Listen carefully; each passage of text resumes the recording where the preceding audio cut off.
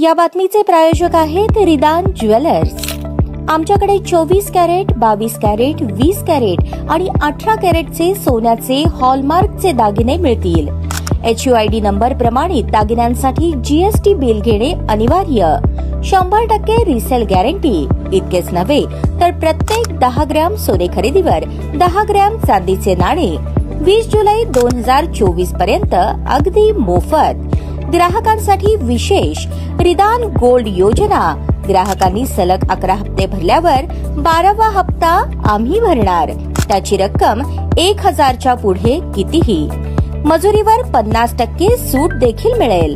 पत्ता रिदान jewellers, 133 new तिरेगाव, Chandni Chowk, forest, Solapur.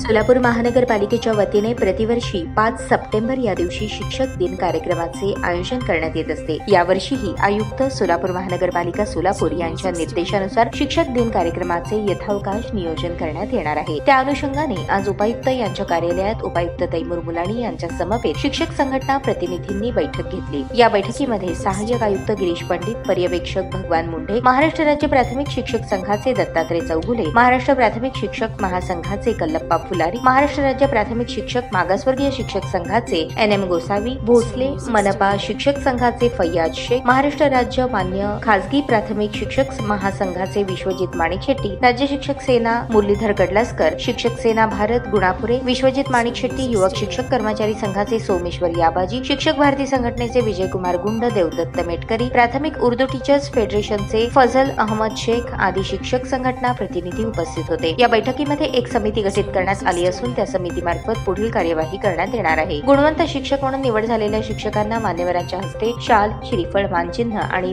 प्रमाणपत्र देऊन सत्कार करण्यात येणार आहे। तरी शाळेचा उपक्रमशील शाळा पुरस्कारासाठी प्रस्ताव आणि आपल्या शाळेतील ज्या शिक्षकांचा गुणवंत शिक्षक पुरस्कारासाठीचा प्रस्ताव पाठवायचा आहे त्यांचे प्रस्ताव मुख्याध्यापकांच्या स्वयंस्पष्ट शिफारस फोटो आणि आवश्यक कागदपत्रांसह विहित कालावधीत संबंधित शाळेतील पर्यवेक्षकांकडे सादर करावेत। यावर्षी एकूण 9 गुणवंत शिक्षक पुरस्कार आणि 2 उपक्रमशील शाळा पुरस्कार देण्यात येणार आहे। सदर प्रस्ताव सादर करताना सूचनांचे पालन आणि खात्री करूनच प्रस्ताव सादर करावे। ज्या शिक्षकांचा प्रस्ताव सादर करायचा आहे त्यांची सेवा 10 वर्ष झालेली असावी। सदर शिक्षक महानगरपालिका, मनपा, खासगी मान्यताप्राप्त शाळेतील मान्य पदावर सेवेत असावा। शिक्षकांना यापूर्वी या कार्यालयाकडून आदर्श गुणवंत शिक्षक म्हणून निवड झालेली नसावी। प्रस्ताव दिलेल्या शिक्षकावर कोणत्याही प्रकारची शिक्षा अथवा गुन्हा नसावा। प्रस्ताव दाखल करणाऱ्या शाळेला RTE 2009 अंतर्गत मान्यता असावी। शाळेची कोणतीही प्रशासकीय चौकशी सुरू नसावी। शाळेचे शिक्षकांचे प्रस्ताव हे शाळा व्यवस्थापन समितीची शिफारस घेऊनच पाठवावेत असे आवाहन महापालिकेचे उपायुक्त तैमूर मुलाणी यांनी केले। ताज्या बातम्या पाहण्यासाठी प्राईम महाराष्ट्र न्यूज चॅनलला सबस्क्राईब करा।